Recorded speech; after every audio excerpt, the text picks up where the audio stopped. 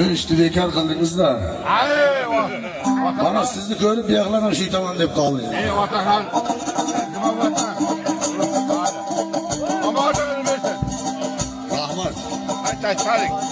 Tarık.